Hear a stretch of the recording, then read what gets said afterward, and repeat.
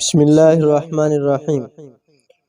السلام علیکم سامعین کرام، ایک بادشاہ تھا جو ہر وقت اپنا سر ڈھانپ کر رکھتا تھا۔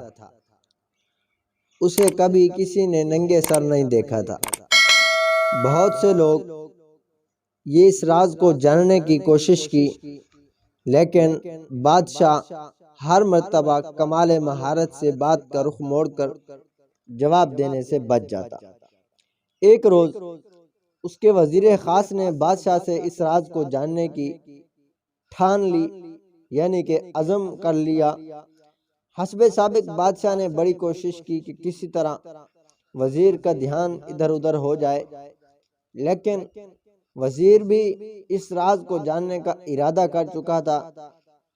آخر بادشاہ وزیر کے سامنے ہتھیار ڈال دیے، لیکن اسے ایک شرط پر بتانے کی حامی بھری کہ وہ آگے کسی کو نہیں بتائے گا، اور ساتھ ہی کہا کہ اگر اس نے شرط کی خلاف ورزی کی تو اسے سخت سزا بھگتنا ہوگی۔ بادشاہ نے بتایا کہ اس کے سر پر ایک سینگ ہے، اس لیے وہ اپنے سر کو ہمیشہ ڈھانپ کے رکھتا ہے۔ اس بات کو کچھ دن ہوئے تھے کہ پورے شہر میں یہ خبر پھیل گئی کہ بادشاہ کے سر پر سینگ ہے۔ بادشاہ کو بڑا غصہ آیا۔ اس نے اپنے اس وزیر خاص کو طلب کیا اور شرط کی خلاف ورزی کی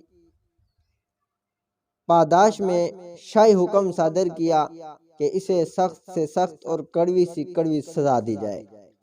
وزیر بہت سمجھدار تھا، وہ جھٹ سے بولا، بادشاہ سلامت، جب آپ بادشاہ ہو کر خود اپنے ہی راز کو نہیں چھپا سکے تو پھر آپ مجھ سے یا کسی اور سے کیسے یہ امید رکھ سکتے ہیں کہ وہ آپ کے راز کسی کو نہیں بتائے گا؟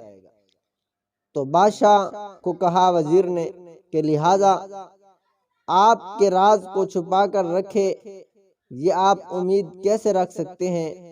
لہٰذا جتنی سزا کا حقدار میں ہوں اتنی ہی آپ کو ملنی چاہیے۔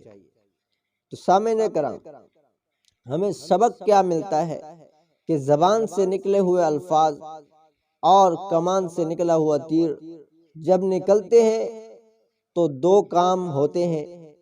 پہلا یہ کہ وہ کبھی لوٹ کر واپس نہیں آ سکتے، اور چاہے لاکھ پچھتاوے کے ہاتھ ملو، اور دوسرا یہ کہ وہ پھر جہاں جہاں سے گزرتے ہیں اپنی شدت اور قوت کے مطابق زخم لگاتے جاتے ہیں، جس کا دوش ہم اپنے علاوہ کسی اور کو نہیں دے سکتے۔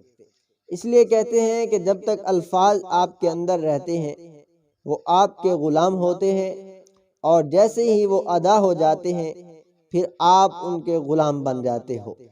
اگلی پوری زندگی آپ کو اپنے عمل اور کردار سے اپنے کہے ہوئے الفاظ کی پاسداری کرنی پڑتی ہے۔